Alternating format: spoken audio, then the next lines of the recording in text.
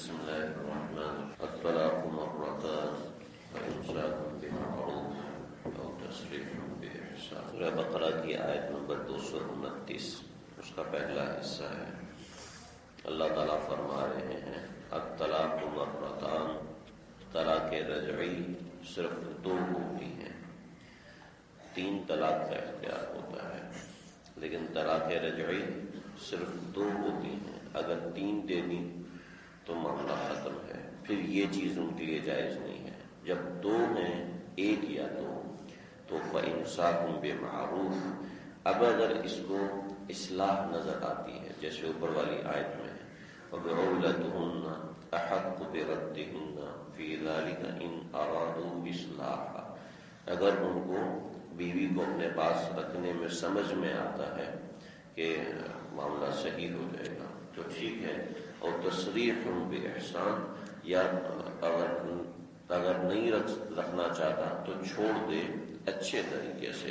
یعنی اچھے طریقے سے مطلب یہ ہے کہ نمبر 1 تو اس کو تنگ نہ کرے، اور نمبر 2 کچھ دے دلا کے، کوئی ہدیہ وغیرہ دے کے، جیسے 2 کپڑے وغیرہ دے کر اس کو چھوڑ دے.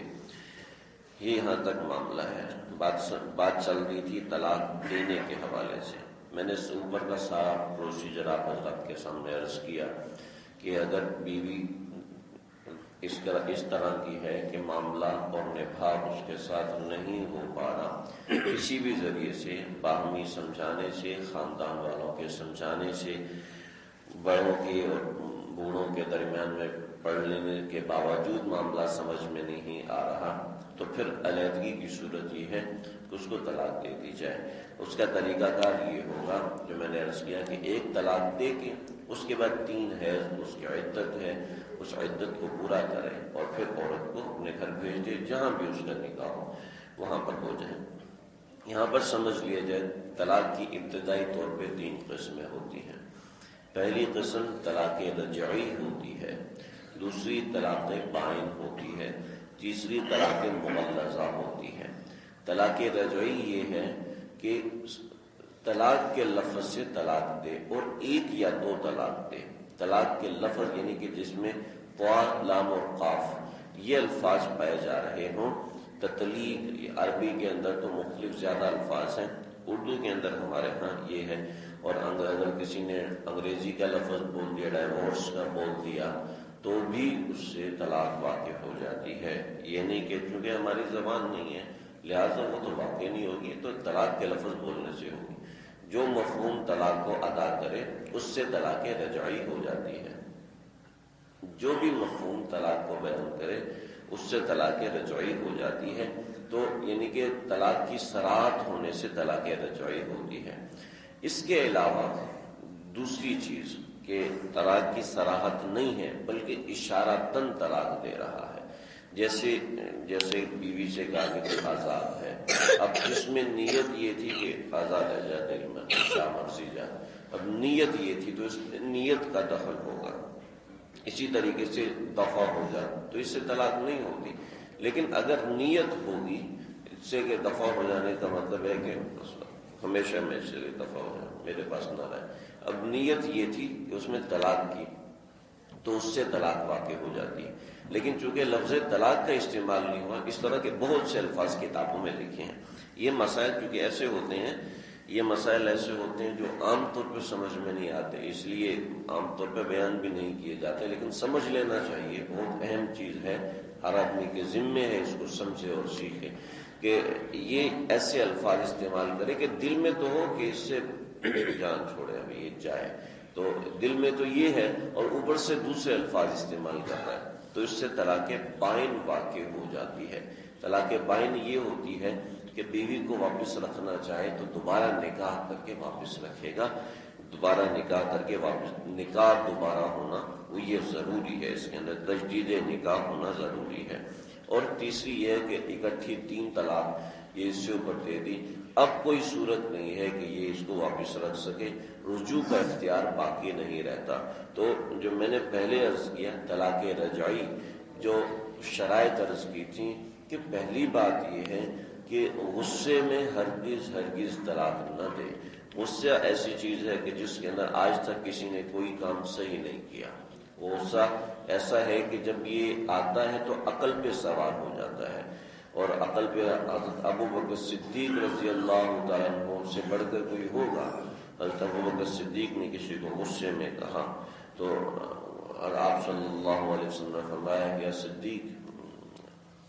صدیقین واللاعنین کاللہ ورب الکعبہ، کہ صدیق بھی ہو اور لعنت اور ملامت اور سخت جملے بھی کہہ رہے ہو، اللہ کی قسم ایسا نہیں ہو سکتا کہ کوئی آدمی صدیق ہو اور وہ غصے کے اندر لعنت اور ملامت کرے۔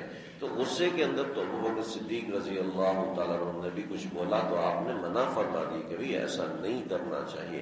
تو ہم اور آپ، ہماری عقل کیا ہے؟ ابو بکر صدیق رضی اللہ تعالیٰ عنہ کے سامنے ابو بکر صدیق کا ابھی واقعہ پیچھے گزرا ہے کہ غصے میں آ کے قسم کھا لی کہ میں کچھ بھی نہیں دوں گا، میں مصطح کو کچھ بھی نہیں کھلاؤں گا۔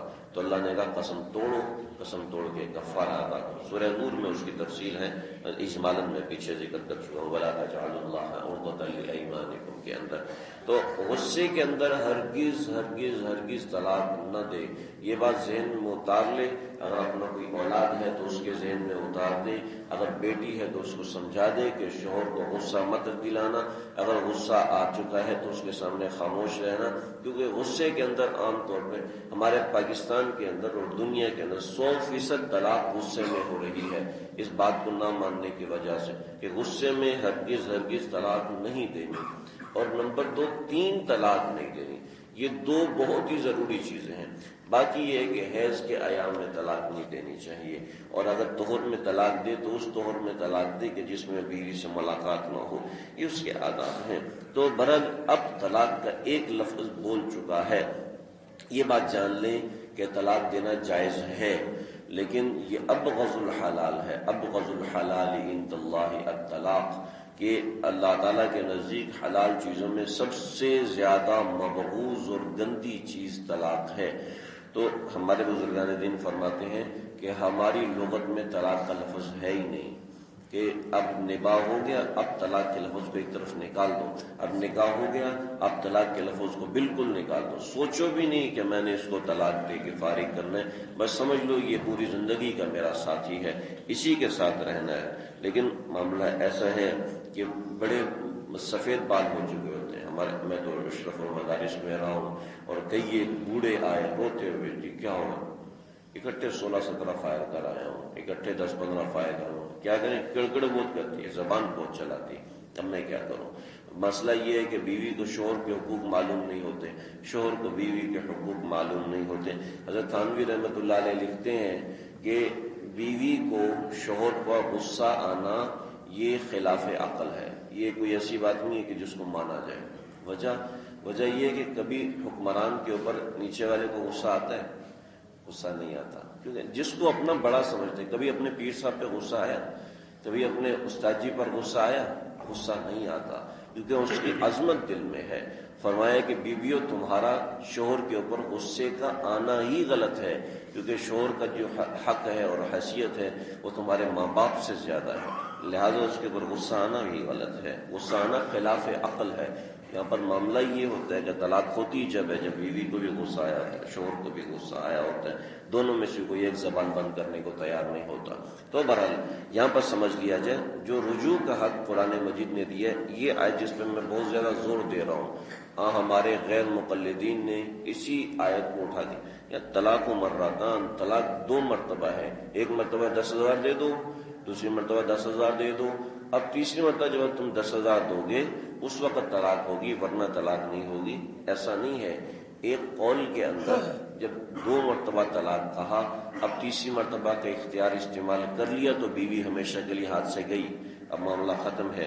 تو طلاق ایک دفعہ طلاق کا لفظ بول دیا اور دوسری دفعہ بیوی کو مخاطب کر کے طلاق کا لفظ بول دیا تو یہ طلاق رجعی ہوتی ہے، بھلے سے ایک بار بولا یا بھلے سے 2 بار بولا۔ اگر 3 بار بولا تو معاملہ گیا، ایک بار بولا اب اس کے بعد ہے امساکم بمعروف، اگر تم چاہو تو ان کو عدت کے اندر یہ جو 3 حیض ہے اس کے اندر اپنے پاس روک لو، اور 3 حیض گزرنے کے بعد خیال آیا، اب دماغ سیٹ ہوا، کہ نہیں مجھے واپس روکنا چاہیے، تو عدت کے بعد جو معاملہ ہوا تو پھر نکاح دوبارہ کرنا پڑے گا، دوبارہ نکاح ہوگا، لیکن اس کے پاس اپنے پاس رکھ لے گا۔ اب ایک طلاق دے دی، 2 کا اختیار باقی ہے، 2 دے دی تو 1 کا اختیار باقی ہے، اور 3 دے دی تو ایک کا اختیار بھی باقی نہ رہا۔ فَإِمْسَاكٌ بِمَعْرُوف، تو رکھنا ہے تو اچھے طریقے سے رکھیں۔ بمعروف کی تشریح بہت زیادہ ہے، آپ صلی اللہ علیہ وسلم نے بہت ہی اس کے اندر روایات فرمائی ہیں، حتیٰ کہ یہاں تک فرمایا ہے کہ جیسے تم پسند کرتے ہو بیویاں تمہارے لیے تیار ہوں، ایسے میں بھی پسند کرتا ہوں کہ میں اپنی بیویوں کے لیے تیار ہوں۔ یہ آپ صلی اللہ علیہ وسلم کا فرمان عالی شان ہے۔ میری نظر سے پہلی مرتبہ گزرا کہ مرد کو بھی تاکید ہے کہ اپنے آپ کو صاف ستھرا رکھے، اپنے آپ کو بنا سوار کے بیوی کے لیے رکھے، اپنے آپ کو صاف ستھرا رکھے۔ اور بہت دفعہ ایسا معاملہ آیا کہ میاں کے منہ سے شدید بدبو آتی ہے کہ وہ نہ برش کرتا ہے، نہ مسواک کرتا ہے، اور پان کھاتا ہے اس کے بعد صفائی نہیں کرتا، نسوار کھاتا ہے اس کے بعد صفائی نہیں کرتا، اور گندی بدبو آ رہی ہے پسینے کی بغلوں سے اور منہ سے بدبو آ رہی ہے، تو یہ تو انتہائی غلاظت والی بات ہے۔ تو مرد کو بھی حکم ہے، اور اس کے علاوہ اور بھی 50 چیزیں ہیں۔ آپ نے فرمایا کہ بیوی کبھی بھی سیدھی نہیں ہوگی، کیونکہ یہ مثل ٹیڑھی پسلی کے ہے، اس کو ایسے ہی استعمال کرو جیسے وہ ٹیڑھی ہے، اس کو ویسے ہی استعمال کرو۔ تو بہرحال ایسا معاملہ ہے کہ یہ کبھی بھی سیدھی نہیں ہوگی، کبھی بھی عقل والی بات نہیں کرے گی۔ 50 مرتبہ ایسا ہوتا ہے کہ بیوی کی عقل مرد کی نسبت کئی گنا زیادہ ہوتی، لیکن چونکہ عورت ہے ٹیڑھے پن کا مظاہرہ کرتی ہے۔ فَإِمْسَاكٌ بِمَعْرُوف، بہت سی روایات اس کے تحت ہیں، اور تسریحٌ بِإِحْسَان، اور اگر چھوڑنا ہے تو عمدہ اور اچھے طریقے سے چھوڑے۔ اس میں یہ ہے کہ 3 طلاق دے کر نہ چھوڑے، بلکہ 1 طلاق دے کے کبھی زندگی میں دوبارہ مرلہ ہو تو نکاح دوبارہ ہو سکتا ہے، تو چھوڑے تو اچھے طریقے سے کوئی ہدیہ تحفہ وغیرہ دے کے۔ اللہ سمجھنے والا بنا۔